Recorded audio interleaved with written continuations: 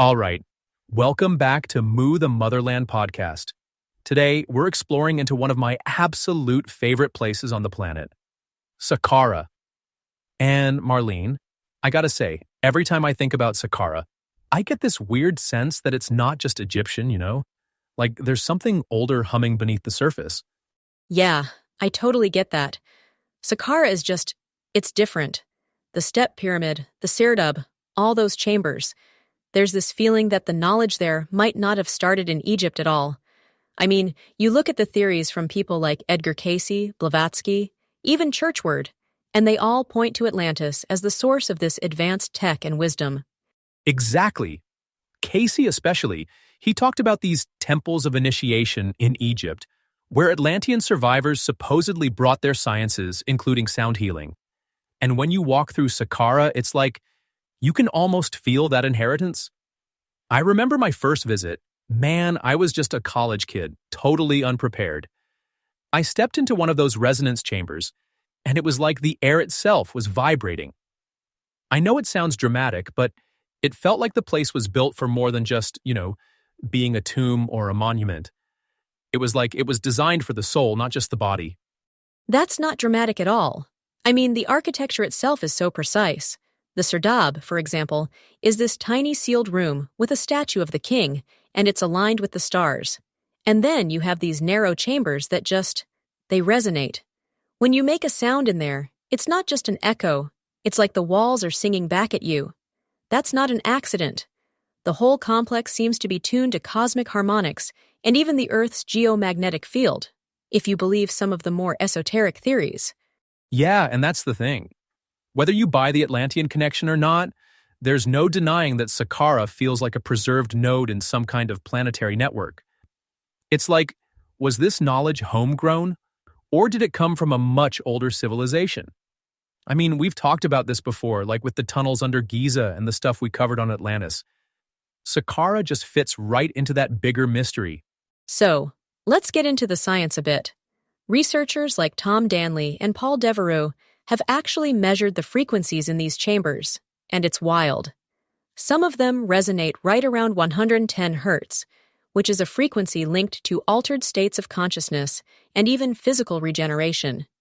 It's almost psychedelic. People report feeling like they're floating or slipping into a deep meditative state.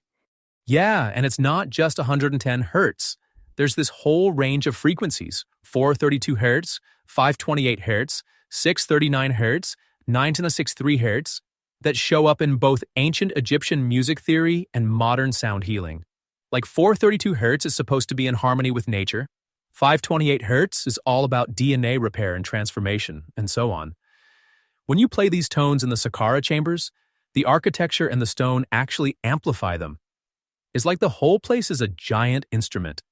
And you see it in the art, too. Priests are shown using sistrums, harps, all these instruments. Hathor, the goddess of music and joy, is always depicted with sound instruments in healing rituals.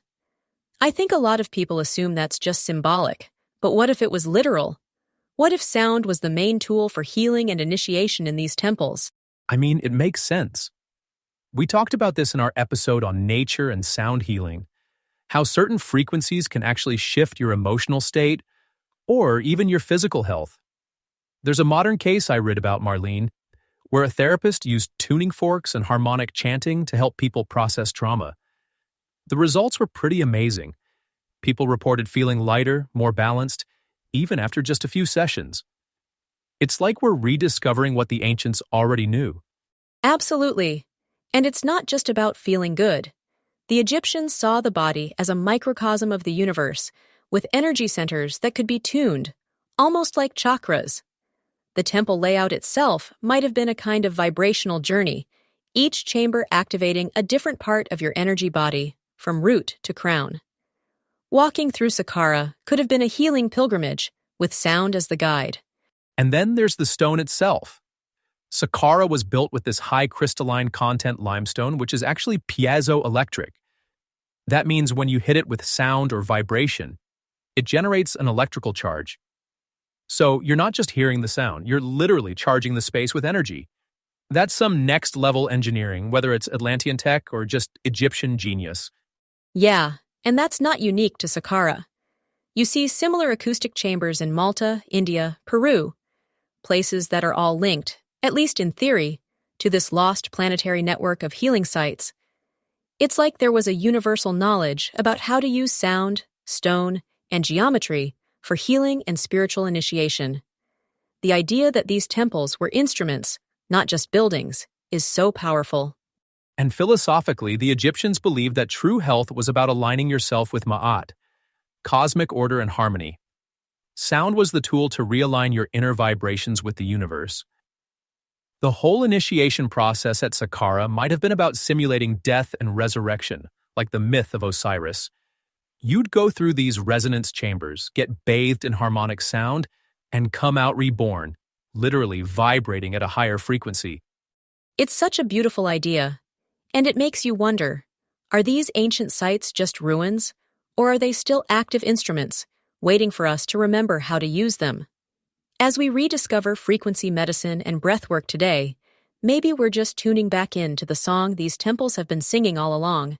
Yeah, and maybe that's the real legacy of Saqqara and places like it. They remind us that healing isn't just about fixing what's broken. It's about returning to harmony with ourselves and with the earth. All right, I think that's a good place to wrap for today. Marlene, as always, thanks for going down the rabbit hole with me. Thank you, Robert. And thanks to everyone listening. We'll be back soon with more mysteries from Mu the Motherland. Until next time, take care and keep listening for those ancient echoes. See you next time, Marlene. Bye, everyone.